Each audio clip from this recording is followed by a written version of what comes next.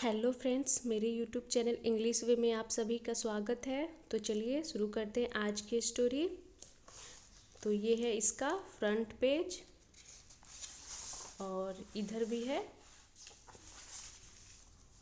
तो चलिए स्टोरी को शुरू करते हैं। स्टोरी अच्छी होने वाली है, लास्ट तक जरूर देखें।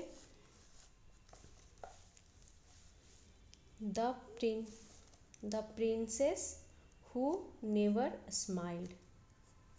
तो इसका मतलब हो गया कि वह राजकुमारी हु यानी जो, नेवर यानी कभी नहीं, स्माइल यानी मुस्कुराई। तो पूरा का मतलब हो गया कि वह राजकुमारी जो कभी नहीं मुस्कुराई। तो चलिए स्टोरी को देखते हैं। 1 मिनट पहले मैं ये पेन चेंज कर लूँ।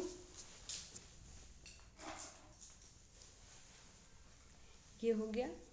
Long ago in a kingdom far away. इसका मतलब हो गया, लॉन्ग अगो का मतलब हो गया बहुत समय पहले, इन अ किंगडम यानी कि राज्य में, फार अवे इसका मतलब हो गया दूर के राज्य में। तो पूरा का मतलब हो गया यहाँ से यहाँ तक का बहुत समय पहले दूर के एक राज्य में। देयर लिव्ड अ प्रिंसेस, एक राजकुमारी रहती थी। हु नेवर स्माइल्ड यानी कि जो, नेवर यानी कभी नहीं, स्माइल यानी कि मुस्कुराती थी। तो हु रिलेटिव प्रोनाउन हो गया जो कि इस प्रिंसेस राजकुमारी के लिए यूज किया गया। तो ये बताया जा रहा है कि देयर लिव्ड अ प्रिंसेस, एक राजकुमारी रहती थी, और उसके बारे में एक्स्ट्रा इन्फॉर्मेशन देना हो तो हु हम रिलेटिव प्रोनाउन का यूज करते हैं। और ये एक क्या एडजेक्टिव क्लॉज का निर्माण कर रहा है, यानी कि एडजेक्टिव क्लॉज या फिर रिलेटिव क्लॉज बना रहा है, क्योंकि ये एडजेक्टिव का काम कर रहा है, प्रिंसेस के बारे में बता रहा है, एक्स्ट्रा इन्फॉर्मेशन दे रहा है कि जो कभी नहीं मुस्कुराती थी। The king and the queen tried everything possible to make her happy. The king राजा और क्वीन रानी, ट्राइड यानी कोशिश की, everything possible to make her happy. इसका मतलब हो गया कि राजा और रानी हर संभव कोशिश किए, ट्राइड यानी कोशिश किए, टू मेक हर हैप्पी यानी कि उसे खुश करने की। तो मेक यहाँ पॉजिटिव वर्ब के रूप में यूज किया गया है, जो किसी को कोई काम करने के लिए मजबूर या फिर प्रेरित करता है। तो हम उस सेंस में मेक पॉजिटिव वर्ब का यूज करते हैं, और ये टेंस के अकॉर्डिंग बदलती भी है। तो क्या हो गया इसका मतलब कि राजा और रानी ने हर एक कोशिश की उसे खुश करने की, यानी कि अपनी बेटी को, प्रिंसेस को, राजकुमारी को। She had fabulous clothes and jewels. She had, तो सी प्रोनाउन हो गया जो कि प्रिंसेस के लिए यूज किया गया है। हैड पास्ट की पोजीशन को दिखा रहा है, और फैबुलस का मतलब हो गया कि शानदार कपड़े, एंड जूल्स यानी कि गहने, यानी उसके पास क्या थे, तो शानदार कपड़े थे, एंड जूल्स यानी कि गहने थे। The court jester try to make her laugh with jokes and tricks.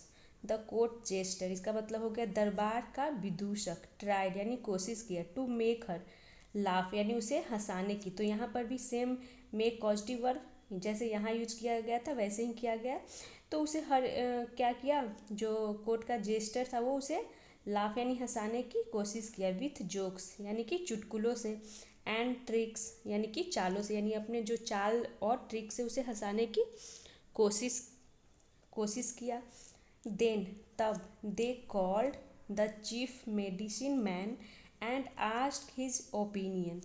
Then तब दे कॉल्ड उन्होंने बुलाया। तो दे प्रोनाउन हो गया, जब हम एक से ज़्यादा लोगों के लिए यूज करते हैं तो दे प्रोनाउन का यूज करते हैं, और ये सब्जेक्टिव प्रोनाउन हो गया, इसे हम सब्जेक्ट के रूप में ही यूज कर सकते हैं केवल। दे कॉल्ड उन्होंने बुलाया, द चीफ मेडिसिन मैन। तो इसका मतलब हो गया कि चीफ का मतलब हो गया मुख्य, मेडिसिन मैन यानी औषधि आदमी को, औषधि आदमी को, medicine man, and ask.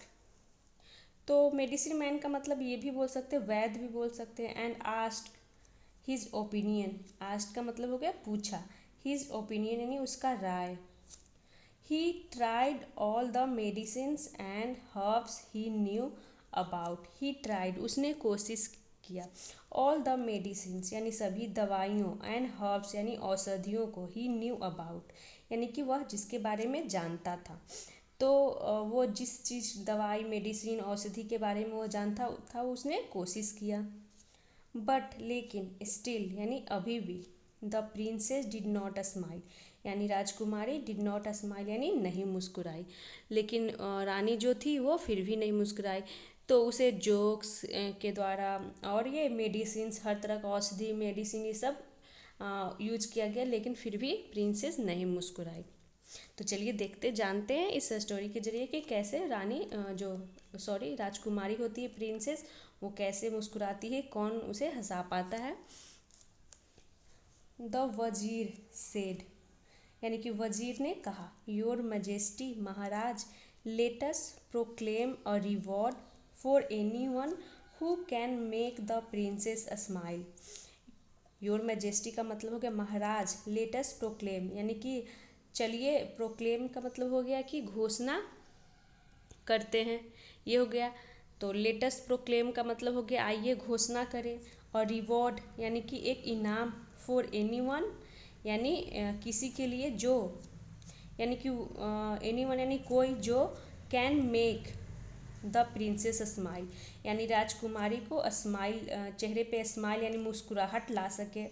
Can के साथ मेक, तो मेक भी यहाँ पर सेम सेंस में यूज किया गया, जैसे कि ऊपर मेक का यूज किया गया था किसी को मजबूर करना या फिर कोई काम करने के लिए मजबूर कर देना या फिर उसे प्रेरित करना। तो क्या हुआ, जो वजीर, उसने क्या कहा कि हमें क्या करना चाहिए, इनाम घोषित करना चाहिए जो कोई भी जो राजकुमारी के चेहरे पे स्माइल ला सके। The reward should be very valuable, यानी जो रिवॉर्ड है, इनाम, शुड बी होना चाहिए, बी यानी होना, शुड यानी चाहिए, वेरी वैल्यूएबल यानी बहुत कीमती। तो क्या बोला गया कि जो इनाम हो बहुत ही कीमती होना चाहिए। The most valuable thing in my kingdom is my daughter. The most valuable thing यानी कि सबसे कीमती चीज़, इन माई किंगडम मेरे राज्य में है, क्या है, इज यानी है माई डॉटर यानी मेरी बेटी है। तो वो क्या बोलते हैं, किंग बोलते हैं कि राज्य में सबसे कीमती है मेरी बेटी।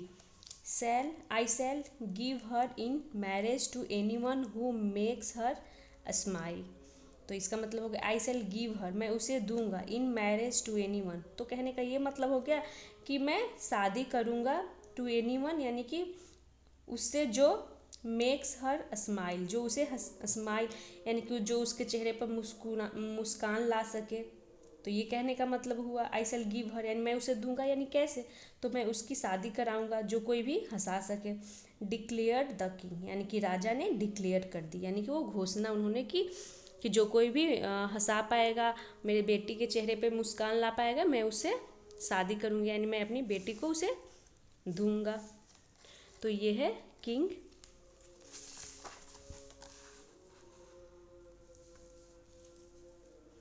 So it was proclaimed that anyone who made the princess smile would marry her। इसीलिए इट वाज प्रोक्लेम्ड यानी कि यह घोषणा की गई। तो यहाँ पे वाज के साथ प्रोक्लेम्ड, ये पैसिव को दिखा रहा है थर्ड फॉर्म, कि ये घोषणा की गई, पास्ट इंडेफिनिट की पैसिव वॉइस। कि डैट का मतलब यहाँ हो गया कि एनी वन यानी कोई जो मेड द प्रिंसेस स्माइल यानी कि रानी को हंसा सके, रानी के चेहरे पर स्माइल दिला सके। तो यहाँ पे मेक से मेड हो गया है। वुड मैरी हर यानी कि उससे, मैरी यानी शादी करेगा, वह शादी करेगा जो कोई भी उसे हंसा पाए। Acrobats and clowns and magicians, rich man and poor man, merchants and beggars all began to think of marrying the princess and planned all kinds of things to make her smile। यहाँ तक हो गया। तो acrobats का मतलब हो गया कलाबाज, and clowns का मतलब हो गया कि जोकर, एंड मैजिशियंस जादूगर, रिच मैन अमीर आदमी, पुअर मैन गरीब आदमी, मर्चेंट्स यानी व्यापारी, एंड बेगर्स यानी कि भिखारी।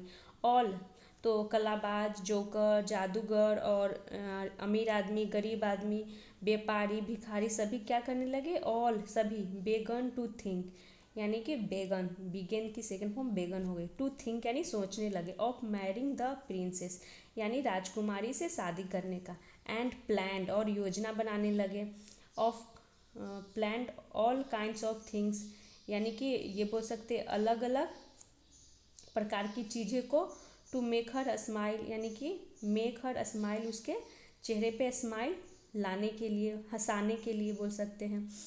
तो जो सभी लोग क्या थे, जितना का नाम यहाँ पे दिया गया है, वो सभी अलग अलग चीज़ों को योजना बनाने लगे, रानी से, वो प्रिंसेस से शादी करने के लिए अलग अलग योजना बनाने लगे, हंसाने के लिए। ऑल काइंड्स ऑफ थिंग्स का मतलब हो गया कि सभी प्रकार के चीज़ें वो अपनाने लगे, योजना बनाए, ताकि वो जो प्रिंसेस थे वो प्रिंसेस हंस सके और वो शादी कर पाए। समवन ब्राउट और टॉकिंग पैरोट, कोई समवन यानी कोई, ब्रॉट यानी लाया, ब्रिंग की सेकेंड फॉर्म के रूप में यूज किया गया, और टॉकिंग पैरोट यानी कि बात करने वाला तोता। मैजिशियंस यानी जादूगर, पुल्ड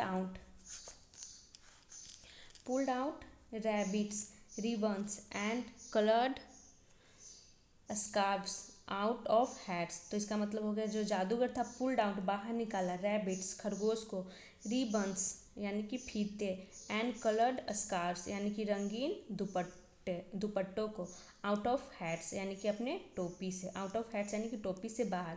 तो जादूगर कभी ये खरगोश, तो कभी रिबन स्कार्फ्स, ये अपने टोपी से बाहर निकाला।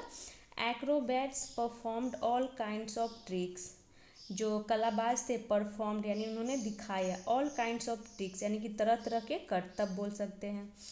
Merchants sold wares from all over the world, तो व्यापारी थे, उन्होंने सोड यानी दिखाया, वेयर्स का मतलब हो गया सामान, वस्तुएं, from all over the world, इसका मतलब हो गया कि पूरी दुनिया भर से, यानी पूरी दुनिया भर से सामान, तरह तरह की चीज़ें, सामान, वस्तुएं दिखाया गया मर्चेंट्स के द्वारा, व्यापारियों के द्वारा।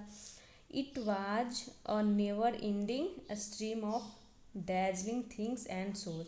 इट वाज अ नेवर यानी ये हो गया कि यह कभी नहीं, नेवर एंडिंग यानी कभी इंड खत्म नहीं होता, stream of dazzling things of those, इसका मतलब हो गया स्ट्रीम यानी धारा, किसकी धारा, तो of dazzling things and shows, dazzling का मतलब हो गया चकाचौंध चीज़ें, एंड सोज यानी जो सोज दिखाया जा रहा था, चकाचौंध चीज़ों की धारा कभी खत्म नहीं होने वाला था। तो यहाँ पे ये जैसे कि धारा होता है ना, पानी की बहते रहता है, कभी खत्म नहीं होता, तो उसी प्रकार ये बताया जा रहा है कि वो मतलब वो चला ही जा रहा था, कोई कुछ दिखाता था करतब, कोई कुछ, मतलब वो कंटिन्यू था, ये इसका मतलब हो गया कि वो चलता रहा। बट लेकिन the princess did not smile, लेकिन राजकुमारी डिड नॉट स्माइल, वो नहीं मुस्कुराई। तो ये पास्ट इंडिफिनिट की नेगेटिव सेंटेंस हो गई, डिड नॉट स्माइल, वो नहीं मुस्कुराई। There was a young woodcutter who had not heard the proclamation. तो ये हो गया कि there was a young woodcutter, एक युवा वुडकटर यानी कि लकड़हारा था। तो देयर इंट्रोडक्टरी वर्ड हो गया बस सेंटेंस को पूरा करने के लिए, पूरा का मतलब यहाँ से यहाँ तक ये हो गया कि एक लकड़हारा था, लेकिन सेंटेंस में सब्जेक्ट नहीं है, तो हम एज ए सब्जेक्ट देयर का यूज किया गया। हु यानी कि जो, हैड नॉट हर्ड यानी नहीं सुना था, तो हैड यहाँ पे प्रोनाउन, रिलेटिव प्रोनाउन हो गया, जो कभी नहीं सुना था। द प्रोक्लेमेशन यानी घोषणा के बारे में। He had been in the forest at the time, he had been in the forest यानी कि वो जंगल में था, एट द टाइम यानी उस समय। तो जब घोषणा हुआ था, वो घोषणा नहीं सुना था उस समय, वो कहाँ था, तो जंगल में था। He was an extremely simple and foolish fellow, वह था एन एक्सट्रीमली यानी कि एक बहुत ही, एक्सट्रीमली यानी अत्यधिक, और यह एक एडवर्ब हो गया। सिंपल यानी साधारण, और फुलिश फेलो यानी कि मूर्ख, फेलो का मतलब होता है मित्र या फिर आदमी, तो वो एक मूर्ख आदमी था। He had not seen much of the world, he had not seen उसने नहीं देखा था, तो पास्ट परफेक्ट हो गया, हैड के साथ यहाँ पे सी की थर्ड फॉर्म के रूप में यूज किया गया सीन। तो उसने कभी नहीं देखा था मच ऑफ द वर्ल्ड यानी कि ज़्यादा दुनिया उसने नहीं देखा था, ये हो गया। He found a horse that had strayed into the forest, he found यानी कि उसे मिला, अ हॉर्स एक घोड़ा, यहाँ पे फाइंड की सेकेंड फॉर्म फाउंड का यूज किया गया, एक घोड़ा, डैट यानी जो, हैड स्ट्रेड यानी कि जो भटक गया था, स्ट्रे यानी भटकना होता है, स्ट्रेट सेकंड फॉर्म के, ये सेकंड फॉर्म नहीं थर्ड फॉर्म के रूप में यहाँ यूज किया गया। तो पूरा का मतलब हो गया कि उसे एक घोड़ा मिला जो भटक गया था इनटू द फॉरेस्ट, जंगल में। The horse was a new, यानी जो घोड़ा था एक नया। तो यहाँ पे इस पिक्चर में देख सकते हैं ये मैजिशियन है जो तरह तरह के वो जादू दिखा रहा है। ये प्रिंसेस है और ये किंग है। आप देख सकते हैं कि ये प्रिंसेस के चेहरे पे कैसे उदासी छाई हुई है। चलिए देखते हैं कि कैसे प्रिंसेस हंस पाती है। तो the horse was a new young one in the stubble of the king. तो जो घोड़ा था वो नया यंग वन का मतलब हो गया कि कम एज का, मतलब युवा घोड़ा था ये बोल सकते हैं, मतलब वो बच्चा बोल सकते हैं। इन द अस्तबल यानी कि अस्तबल ऑफ द किंग, यानी राजा के अस्तबल का क्या था, यंग वन वो घोड़ा था। The wood cutter hadn't seen a horse earlier. The wood cutter यानी जो लकड़हारा था, हैडंट यहाँ पे हैड नॉट का कॉन्ट्रैक्शन हो गया, हैडंट सीन यानी कभी नहीं देखा था। तो ये भी पास्ट परफेक्ट की नेगेटिव सेंटेंस हो गई। अ हॉर्स एक घोड़ा, अर्लियर यानी पहले, तो उसने कभी भी पहले घोड़ा नहीं देखा था। कौन, तो वुड कटर यानी लकड़हारा। He went all around it, he went वह गया, ऑल अराउंड इट का मतलब हो गया कि ऑल अराउंड चारों तरफ, इट यानी उसके, तो इट प्रोनाउन हो गया जो कि हॉर्स के लिए यूज किया गया। तो वो हॉर्स के चारों ओर जाता है, देखता है, क्योंकि वो पहले कभी घोड़ा नहीं देखा था अपने लाइफ में। It had a face and a long body and something like a whisk at the back. It had a face यानी कि उसका एक चेहरा था, एंड तो यहाँ पे हैड पोजीशन को ही दिखा रहा है, और इट यहाँ पे घोड़े के लिए यूज किया गया। इट हैड अ फेस उसका एक चेहरा था, एंड अ लॉन्ग बॉडी और एक लंबा शरीर था, एंड समथिंग लाइक, समथिंग यानी कुछ, लाइक यानी जैसा, अ विस्क, विस्क का मतलब हो गया यहाँ पे कि एक मूंछ के जैसा कुछ था, लाइक यानी जैसा, एट द बैक यानी पीछे में। तो क्या बताया जा रहा है घोड़े के बारे में कि उसका एक चेहरा था, उसकी लंबी शरीर थी और मूंछ के जैसा कुछ उसके पीछे था। ये हो गया। I think this thing can help me carry the wood to my house, he thought. I think यानी मुझे लगता है, दिस थिंग यानी यह चीज़, घोड़े के बारे में बात हो रही है कि यह चीज़ कैन हेल्प मी मेरी मदद कर सकता है, कैरी यानी ले जाने में, द वुड यानी लकड़ी को, टू माई हाउस यानी मेरे घर तक। टू प्रीपोजिशन हो गया जो ये दिखा रहा है कि कहाँ तक, तो मेरे घर तक। ही थॉट उसने सोचा, थिंक की सेकंड फॉर्म थॉट हो गई। It has eyes one on one side, it has eyes इसकी आंखें हैं, ऑन वन साइड यानी कि एक तरफ उसकी आंखें हैं। तो यहाँ पर भी हैज पोजीशन को दिखा है प्रेजेंट की, इसलिए हैज का यूज किया गया। बट लेकिन, नन ऑन द अदर, लेकिन नन यानी कि कोई भी नहीं, ऑन द अदर यानी दूसरे साइड में।